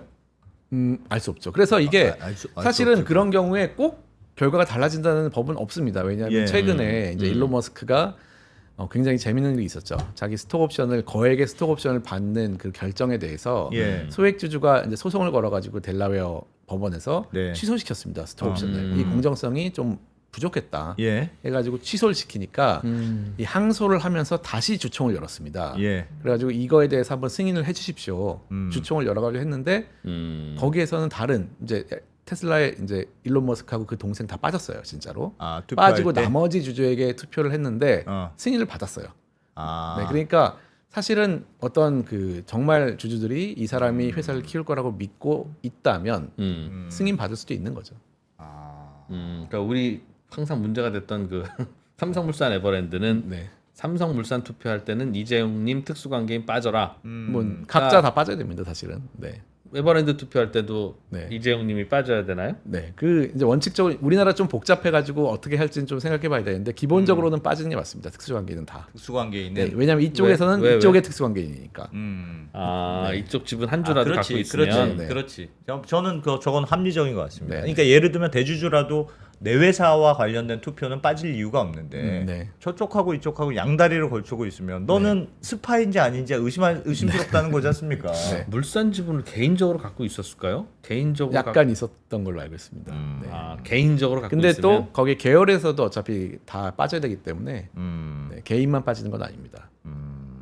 자, 이게 너무 구체적인 저는 케이스라면 합리적인 이제 것 같아요. 예? 많은데 그래서 이제 결국은 우리가 이제 시작점인데 네. 이런 논의가 가능하도록 만드는 것이 바로 이제 주주에 대한 충실 의무가 들어와야지만 네. 그 얘기를 시작할 수가 있는 겁니다. 왜냐하면 지금의 법에서는 그 얘기가 아예 할 수가 없는 거예요. 어차피 회사를 위해서 돼 있는데 이사들도 그러네. 이 합병 비율에 대해서 누가 좀 이상하다 생각해도 예. 이 합병 비율 좀 바꿔야 될 것 같은데요 하면은 당신 왜 그러세요? 예. 법이 있어요? 하면은 그런 법은 없어요 지금은. 네, 그런 상황입니다 지금은. 근데 일반적으로는 그렇게 주장되잖아요. 그러니까 회사를 위하는 게 회사가 잘 되면 그게 곧 주주를 위한 일이다. 일반적인 그렇습니다. 네. 일반적으로는 그런데 네. 이제 이런 합병 의사결정을 할 때는 네. 이해관계가 그렇지. 갈라지기 때문에 일단 자본거래처럼 아예 회사를 위해서라는 것이 성립 안 할 때, 그리고 이해 충돌할 때는 적어도 주주에 대한 충실 의무라는 게 없을 때에는 결정 못하는 경우가 되게 많다. 그래. 네. 들어가야 되겠네. 네. 그래서 이제 또 정리를 요약을 하면은 네. 네. 예. 주주에 대한 충실 의무가 없으면 예. 지금까지 다 나눈 말이에요. 저희가 이사가 합병 결정할 때 합병 비율 나 몰라라 해도 지금은 아무 문제가 없다라는 이 결론이 있고요. 그런데 저거는 우리나라에서 상법 만들 때는 미국처럼 그렇게 숨통 틔워주는 조건을 만들어 주든가 네. 저것도 해야지. 저거를 이사가 입증하지 않으면 이사가 안 된다고 하면 네. 그 누구도 입증 못할 것 쉽지 같아요. 않죠. 네. 그리고 그래서 그런 생각에서 나온 게 사실은 이 현실에 이 더 강력한 놈이 하나 있습니다. 사실은 그 딱 생각으로 만든 법이 하나 있습니다. 예. 2%가 생각하는 건 다 법이 있네요. 네. 참, 저도 제가 말하면서 스스로 놀랍니다. 아, 어떻게 그 맥락을 이렇게 항상 잘 짚을 수가 있을까?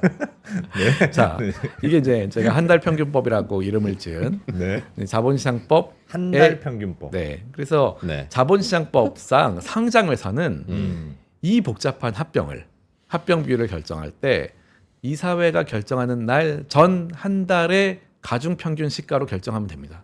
예. 예. 그러니까 너무 복잡하니까 그냥 시가로 결정해라고 그 말이죠. 거의 의무를 만들어 놓은 거예요. 네. 그래서 한 달 전 주가 곱하기 거래량, 일주일 전 주가 곱하기 거래량, 하루 전 주가 곱하기 거래량 해가지고 가중 평균 하면 그 회사의 가치가 나옵니다. 예. 너무 쉬워요. 엑셀만 돌리면 됩니다. 네. 그렇게 하는 게 이 자본시장법이어서 네 이제 그렇게 하면 공정하다고 본다는 거죠. 공정하다 본다는 걸 넘어서 그렇게 해야 됩니다. 의무여서 오히려 이사들은 그걸 안 따르면은 법령 위반이 됩니다.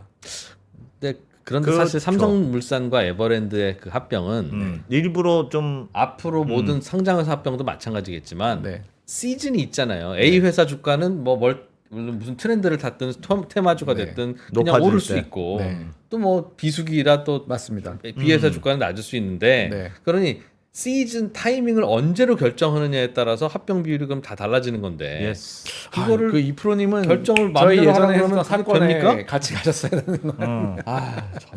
제가 죄송합니다. 저 유튜브 때문에 바빠가지고 지금 요즘 아니 국회도 못 가고 일반적으로 바빠요. 그렇게 계산하잖아요. 그런 식으로 네. 유불리를 결정하지 않습니까? 타이밍 결정도 적절하게 할 수 그리고 있는 이 저렇게 중요한 한다고 거는 해서- 시가로 엑셀을 돌릴 수 있기 때문에 매일매일 합병 비율이 계산이 가능합니다. 그렇지. 그렇죠. 하루하루 네. 다 계산이 네. 되니까. 그래서 그 합병 비율의 유불리를 매일매일 계산하고 있을 수가 있어요. 음. 그러니까 이제 이 조항이 너무 강력해가지고 예외가 없습니다. 그래서 네. 뭐 계열회사 10% 약간 플러스 마이너스 있지만 그래서 어쨌든 예외가 원칙적으로는 없기 때문에 이사 입장에서는 오히려 그냥 이거를 따르지 않으면 오히려 나는 배임이 됩니다라고까지도 주장할 수 있어요. 근데 그건 맞는데 저거 왜 다른 방법이 뭐가 있을까요? 다른 방법이 잘 오늘 생각이 안 외국의 나요. 경우에는 예. 그러니까 시가에 너무 이렇게 시가가 물론 굉장히 중요한 팩터이긴 하지만은 예. 시가가 이상할 때가 있거든요. 분명히 시기나 이런 것 때문에. 네, 그럴 네. 때는 이제 공정 가격을 추정하는 요소로 시가를 쓰지 예. 그냥 시가만 시가로 해야 해라라고는 된다? 안 돼 있어요. 아. 모든 뭐 일본이든 미국이든 다 공정한 가격으로 산정해야 된다고 돼 있고 아. 그거에 가장 유력한 그 요소가 시가는 맞죠. 그러니까 근데 시가가 어떤 이유론가 그 정상이 아닐 때가 있잖아요. 예. 그럴 때는 안 되는 겁니다. 시가가 예를 들면 자산 가치보다 떨어졌을 때 예를 들면 예를 들면 네. 그럴 때는 최소한 자산 가치는 받게 해야지. 그렇죠. 그 공정 가격이 도대체 뭐냐라는 거는 시가만 가지고는 알 수 없는 경우가 꽤 있기 때문에 그럴 때는 예외를 둬야 되는데 우리나라 법은 예외를 안 두고 있기 때문에 가장 문제입니다. 그러네요. 그래서 충실 의무 조항이 아무리 들어온다 한들 사실 얘가 더 강력해요. 합병에서는. 그러네. 그래서 사실은 이렇게 하면 충실했다고 입증이 저절로 되는 거니까. 그렇죠. 이제 지금은 오히려 이거 안 하면 배임이기 때문에 예. 이제 충실 의무가 들어오고 이 법이 있다면은 아까 이프로님 말씀하신 것처럼 시기의 문제만 남아요. 예. 타이밍 최선의 시기를 결정했느냐로 아마 갈 수밖에 없는데 그건 예. 또 어려운 문제죠. 그거 미래를 알 수 없으니까 서로 입증하기가 쉽지 않죠. 어렵습니다. 특정 그래서 주주한테 유리한 시즌을 찾을 수 있죠. 그렇죠. 그래서 지금까지는 대부분은 그 시즌이 왔을 때 뭐 어떤 쪽에 주가가 확 떨어졌을 때 이런 자본 거래가 일어나고 이런 경우가 꽤 많았습니다. 근데 법적으로는 입증하기가 되게 어렵습니다. 그래서 나는 어쨌든 그 합병 비율이 마음에 안 들어. 내 주식 사가. 네. 라는 이른바 주식매수 주식매수 청구. 청구권이 청구권. 있죠 지금도. 있긴 있습니다. 네. 그럼 그것만 있으면 다 해결되는 거 아닙니까? 마음에 그래서 안 들면 그거 하겠지. 그거 하죠. 근데 워낙 저평가가 돼 있을 때는 사실 주식 매수 청구권은 이제 2달 평균법입니다. 그래서 2달 평균이어서 크게 뭐 차이가 안 나고요. 그건 안 예. 되지. 예. 네, 그래서 사상 최고가로 사달라고 해야지. 근데 거기에 다행히도 이 법이 중요한 것이 예. 합병 비율을 결정할 때는 한 달 평균법 의무예요. 예. 예외가 하나도 없어요. 예. 근데 주식 매수 청구권을 할 때는 2달 평균 또는 법원이 결정할 수 있다 돼 있어요. 예외 숨통을 약간 틔워줬거든요. 예. 네. 그래서 이제 삼성물산 건에서 일성신약 케이스가 나온 겁니다. 소송 붙어가지고 법원이 조금 네. 유리한 가격 네, 해줬죠. 5만 7천 원에서 6만 6천 원으로 예, 올려준 게 그래서 예. 주식 매수 청구이기 때문에 가능했어요. 근데 그 법원의 판결이 당시 삼성물산 모든 주주에게 효력이 미치지 않은 안 이유는 왔죠. 뭡니까? 왜 그거는 그렇게 우리나라는 이제 클래스 액션이라는 미국식이 아니고 예. 그냥 소송을 제기한 사람만 되는 케이스이기 때문에 다른 사람한테는 그 재판에 효력이 미치지 하지? 않습니다. 그러면 그 재판 결과를 보고 나도 소송해야 되겠다라고 생각하면 늦었죠 반드시 이미. 왜요? 주식 매수 청구의 기간이 있습니다. 그래서 이게 어떻게 되냐면 주식 매수 청구권을 행사할 때 일단 하고 예. 그 다음에 합의를 합니다. 그래가지고 다 돈으로 바꿔준 사람들은 소송을 안 한 거고요. 예. 그 다음에 이제 나는 그게 마음에 들지 않는다 하면 그때 법원에 주식 매수 가격 결정 신청을 하게 됩니다. 아 그럼 일성신약 그 주주는 혹시라도 법원에서도 유리한 결정이 안 나오면 네. 주식 매수 청구권조차도 날아가는 아닙니다. 그거는 이제 5만 7천 원까지는 이제 받는 거는 영원히? 확정이 돼 있고요. 여- 영원히까지는 어쨌든 뭐 소송 끝날 때까지 그거는 받는 건데. 그거는 확정되는 거고 네네네. 내가 주식 매수 청구권 신청했으니까 네네. 그래서 뭐 그거는 신청했지만 뭐 공탁해 놓기도 하고 캐시만 그렇습니다. 안 받으면 되는 거다. 네네. 그럼 모든 주주들은 앞으로 뭐 그렇게 일단 그렇게 해야 되겠네요. 하면 되는데 음. 많은 이제 일반 주주들이 사실 그렇게 안 하시더라고요. 네, 많이 하면 좋은데 일단 주식 매수 청구권 신청하고 상황 봐서 반대할 거냐 아니 거기서 소송을 할 거냐 아니면 그냥 받을 거냐. 근데 그 가격을. 왜냐하면은 지금까지 그 일성신약 케이스 전에는 주식 매수 가격이 올라간 케이스가 거의 없었습니다. 다 합병 비율하고 거의 똑같이 결정이 됐기 때문에 실이 거의 없다고 생각한 건데 예. 이제 이 케이스가 굉장히 예외적으로 그 시기를 좀 앞으로 당기면서 이제 올려준 거예요, 사실은. 그렇군요. 그래서 얘가 사실은 그 현실적으로는 바뀌어야 되는 굉장히 큰 법인데 뭐 최근에 이제 저거를 의무 사항으로 해놓으니까 문제가 되고 있는 또 뭐 케이스가 있더라고요. 예. 네. 그래서 말씀해 주십시오. 네. 최근에 뭐 최근에 저도 오토모티브 이제 이 건이 좀 언론에 많이 나오길래 이제 뭐 2017년에 분할을 했고 2024년에 합병을 추진하고 있는 것 같습니다. 네. 그래서 지금 이제 합병기를 앞두고 있는 것 같은데 그래서 좀 찾아보니까는 이 DN 오토모티브라는 회사가 이제 동아 타이어라는 회사의 12.66%를 들고 있는 회사로서 이제 합병을 하고 있는 것 같습니다. 예. 네. 그래서 이제 왜 이렇게 좀 잘 논란이 봐요. 지금 3프로 TV랑 언더스탠딩이랑 합병할 때도 똑같아. 지금 잘 봐둬요 지금. 저도 반대해야지.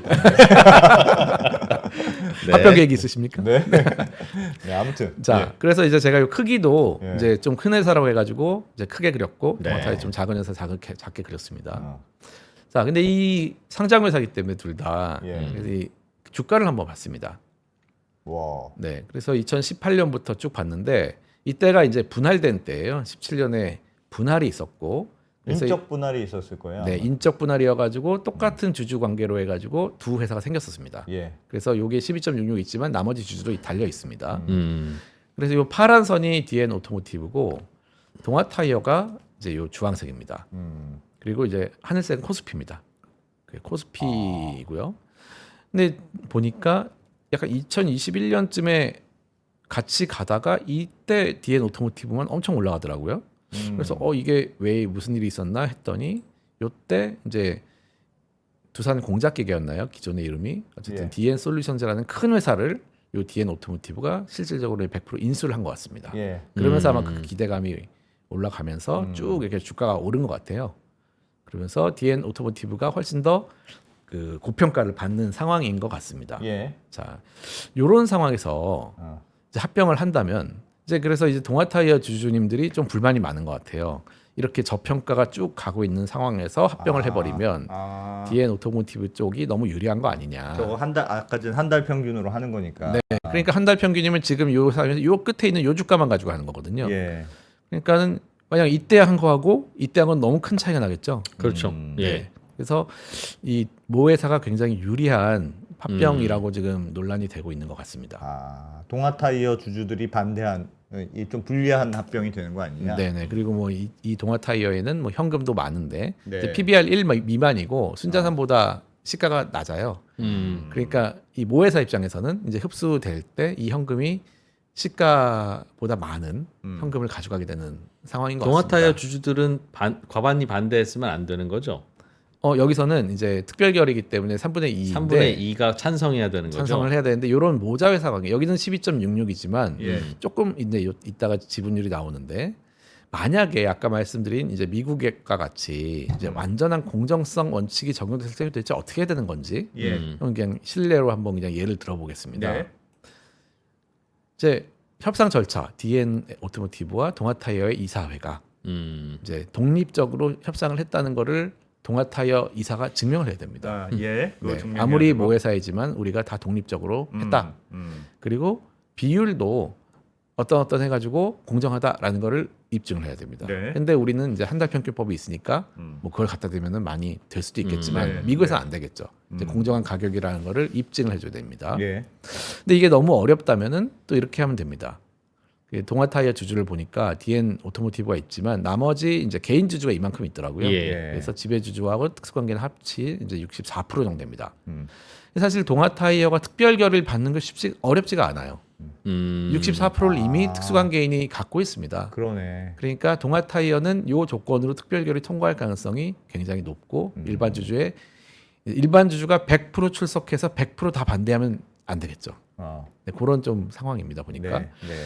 이럴 때 만약에 미국의 완전한 공정성 원칙 적용한다면 이사회에서도 당연히 다 이 모회사 관련된 사람 빠져야 되고 주총에서도 일반 주주 요 35%의 과반수가 찬성을 해줘야 됩니다. 저렇게만 하면 쉽게 통과 안 될 것 같은데. 그렇죠. 그래서 이제 이때는 미국인 경우에는 뭐 합병 비율도 맞춰주지만 예. 여러 가지 보상안이 나옵니다. 보상안이. 네, 이거는 당신들이 불리한 게 맞으니까 아. 이 정도 보상을 좀 해주겠다 해서 아. 이제 과반수만 넘어가면 되기 때문에 예. 또 여기에 뭐 소위 이제 알바끼처럼 하시는 분들도 있잖아요. 그런 분까지 생각하라는 건 아닙니다. 그래서 뭐 과반수를 찬성받을 정도의 조건이라면 승인을 받을 수 있는 그런 상황이 됩니다. 그래서 미국 같은 조건이 이제 되진 않기 때문에 우리나라에서는 아마도 특별결의 요건을 바로 통과할 것 같은데 이제 우리나라에서 이런 경우에는 뭐 거의 유일하게 지금 통제를 할 수 있는 것이 이제 금융감독원입니다. 그래서 금융감독원 이런 경우에 상장회사에서 증권신고서 수리를 해줘야 되거든요. 예. 그러니까 너무 불공정하거나 문제가 많을 때에는 그냥 사실상 반려를 하면서 좀 이렇게 독려를 합니다. 좀 일반 주주, 소액주주도 좀 배려를 해라 이런 식으로 뭐 비율도 바꿔주는 경우도 있고 기존에 이제 매건 같은 경우에도 법원 가기 전에 법원에 가면 이미 그냥 주식매수 청구밖에 할 수가 없고 그것도 거의 시가로 이루어지기 때문에 문제가 뭐 해결되진 않고요. 금감원이 많이 역할을 하고 있습니다. 합병이 진짜 예민한 문제군요. 네. 알겠습니다. 네. 그래서 뭐 이제 현실은 네. 한 달 평균법에 따라서 시가 합병 비율만 가능하고 오히려 이사도 오히려 따르지 않으면 법률 위반이 되는 상황. 그러면 상법을 개정하면 저것도 건드려야 되는 거네요. 그렇죠. 이제 충실 의무가 만병통치약이 아닌 게 그런 게 들어오면 거기에 맞지 않는 많은 조항들이 또 있습니다. 예. 그런 것들도 뭐 숨통을 틔워준다든지 공정 가격으로 하라고 한다든지 이렇게 바꿀 것들이 굉장히 있고요. 질문 있습니다. 그 상법에 이사 충실 의무가 아니 주주 충실 의무가 생겼어요. 네. 그럼 말씀하셨던 완전한 공정성을 증명해야 되는 일. 네. 그래서 뭐 이사들도 독립적인 이사들만 있어야 된다. 네. 말씀하셨던 이해관계자는 투표에서 빠져. 네. 뭐 그 두 가지가 자동으로 들어오는 건 아니죠. 아, 거의 미국에서는 자동으로- 당연히 판례인데 예. 뭐 우리나라는 법에 그렇게 만들 수도 있겠죠. 아 그렇게 만들어요. 그러니까 그런 네. 취지의 뭔가가 들어올 것이다. 따라서 네네. 이사회- 따라 들어와야지 현실에서 좀 더 작동을 하고 아. 이제 지금 충실 의무라는 거는 사실 그냥 원칙 선언이고 야. 다른 거를 만들기 위한 어떤 바탕입니다. 아, 그래서 진짜 그럼 대주주도 싫어할 것 같아요. 진짜 싫어하겠는데? 네. 저런 의무사항이 같이 따라오는 거라면 단순히 그냥 원론적으로 충실 의무를 주주들한테도 해야지. 그래. 그럼 뭐 안 할 건 없지. 이렇게 생각할 건 아니네요. 네. 그래서 그러니까 우리나라는 지금 합병이라는 게 너무 쉽게 이루어지고 계열회사 간의 합병이 많았는데 조금 더 사실 공정하게 할 필요가 있고요. 너무 절차적으로도 그냥 엑셀 돌려가지고 합병 비율이 결정되고 하는 게 예. 좀 어쨌든 이게 선진화된 법은 아닌 것 같습니다. 네. 그래서 이렇게 많은 제도 개선의 출발점이 돼야 될 것 같다라는 지금 생각을 하고 이번에는 있습니다. 그 상법 개정안이 통과될 걸로 보세요. 어떻게 보세요? 근데 이제 법을 저도 뭐 개정되는 것들 뭐 상법은 아니지만 많이 봐오면은 예. 뭐 넘어야 될 산은 굉장히 많습니다. 음. 뭐 국회 당연히 통과하는 그 과정에서 소위원회부터 시작해서 뭐 법제사법위원회, 뭐 법제처 다 걸쳐가지고 가는데 네. 그 하나하나의 과정이 쉽지는 않더라고요. 그래서 음. 어떻게 될지는 저도 잘 모르겠지만 음. 뭐 좋은 계기가 됐으면 좋겠다라는 생각을 설명 하고 좀 듣다 있습니다. 보니까 다른 나라에서는 주주 충실의 의무가 법규로 되어 있지 않다면 다른 나라들도 다른 나라들도 회사 합병할 때는 그럼 어떻게 했단 말이지? 라고 할 때 막 우리나라 같은 일들이 비일비재로 벌어졌다는 뜻인가? 네, 뭐 다 그런 일이 자본시장에 있었던 거고 미국인 예. 경우는 이제 판례에 의해서 그런 것이 계속 정립돼 왔고 예. 영국은 이 아예 법원이 심사합니다. 합병 비율을. 그래가지고 법원에서 공정성을 판단하기 때문에 모든 합병에 대해서 그렇다고 합니다. 그래서 영국은 그렇게 돼 있습니다. 음. 네. 그래서 각 나라가 어떤 그런 이해 충돌 상황을 자본거래 상황을 해결하는 법들이 다 있습니다. 근데 우리는 너무 그냥 쉽게 손쉽게 결정되는 지금 상황이죠. 알겠습니다. 네. 네. 야, 제대로 좀 배운 것 같네요. 기초부터. 근데 아무리 생각해도 아까 그 대법원이 음. 이 회사가 간신히 먹고 살 만한 정도를 넘어선 거래 물량을 몰아줬으므로 아직도 그 생각하고 있어. 그거는 현저하게 유리하다라고 말했던 그 논리는 진짜 그러면 안 된다고 생각합니다. 아닙니다. 그러면 안 된다. 저는 그렇게 생각. 그러면 안 된다. 약간 목적성이 그러니까 있는 봐주고 판결이다. 싶으니까 네. 논리를 만든 건데 네. 그러면 안 된다고 생각합니다. 그러면 베니스의 상인에 나오는 그 주인공 판사 있죠? 아, 지난번에도 얘기했어. 똑같아. 솔직히 그게 피는 흘리지 말라는 게 말이 됩니까 그게? 그런 판결 같습니다. 저는 뭐 합리적인 판결이라고 생각하는데. 본인 아무튼 마음에 안 들면 판문적이야. 아니 그러면 뭐 예를 들면 국가보안법에 네. 현저하게 불온한 서적을 소지하고 있으면 안 된다. 네. 징역 5년이다. 이런 식으로 하면 아무나 다 잡아갈 수 있는데 어. 그러면 그때도 찬성했을 겁니까? 아니, 그건 그때는 안 우리 운동권 학생들이 피해 보니까 반대죠. 여기서 대기업이 피해 보니까 찬성이고. 아니 대기업이 똑같은 나쁜 논리인데. 짓을 하니까 그렇지. 지금 똑같은 논리로 보면 아닙니다. 맞죠, 맞죠. 대주주가 그 자기의 이해관계에 있는 회사를 통해서 하니까 그런 거예요. 그런 일을 안 하면 아무 문제가 없는 거야. 아, 그렇지. 그러기 위해서 법이 만들어져 있고 법치가 하는 건데. 그렇습니다. 법이 불비하면 법을 고쳐야지. 법이 불비하다고 정의감을 그런 식으로 발휘하면 어떡합니까? 그러면 뭐 저 변사또가 다 맘대로 하는 그 남원 꼴이랑 뭐가 달라요? 뭐 저는 법 취지 어떻게 생각하십니까, 충분히 변호사님? 맞다고 생각하는데. 법 저는 취지에- 대법원 판결 지지합니다. 정말? 봐봐, 봐봐. 아니, 그러니까 하나 볼게. 심정적으로 지지하는 건 솔직히 저도 심정적으로는 지지합니다. 네네. 그거 하고 네. 아니야 논리적으로 맞아. 2% 네가 그렇게 생각하는 건 아니라니까 지금 그러니까. 진짜 지금 막 계속 그 자꾸 착각하고 있는 게 법이 그렇더라도 네. 현저하게 하는 걸 그런 식으로 해석하면 어떡하냐는 건데 어. 그 법은 대주주를 거쳐서 부당 거래 행위가 있었을 때만 해당하는 거잖아요. 그 법은 대주주의 이해관계에 있는 회사에 부당 거래가 있었을 때 이게 부당 거래냐 아니냐는 걸 판단할 때 있는 거지. 다른 거래에 있어서는 해당되는 법이 아니에요. 그렇기 때문에 그거는 되게 굉장히 엄격하게 해석하는 게 맞는 거지. 네. 그리고 이제 법, 그래, 뭐 그럴 수 이제 있다. 로스쿨이나 이제 법대에서 배우는 것도 그런 내용이 있습니다. 법원이 어디까지 가야 되는 거냐. 이제 이 논의 지금 논의거든요. 법이 그럼 법원이 법에 구멍이 있는 걸 명백하게 봤을 때 판결을 조금 더 적극적으로 해가지고 고쳐줘야 되느냐. 에도 당연히 논의가 있습니다. 아, 물론 그래서 뭐 있겠죠. 사법 적극주의라고 불리는데 이제 사법 적극주의를 해야 된다는 게 이제 안 대표님이고 네. 사법은 굉장히 소극적으로만 해석을 해야 된다라는 게 지금 이프로님의 입장인 거예요. 그래서 약간의 이 상황에서는 적극성을 발휘해도 되지 않았을까 하는 게 저도 생각입니다. 그래서 지지한다. 아 저는 굉장히 기업을 사랑합니다. 자꾸 그렇게 얘기가 반기업 대표, 반기업 안 대표 자꾸 그러잖아요. 사람을 기업. 저는 얼마 기업을 사랑하는데. 알겠습니다. 인정합니다. 네, 전준범 변호사님 잘 들었습니다. 네, 감사합니다. 고맙습니다. 네.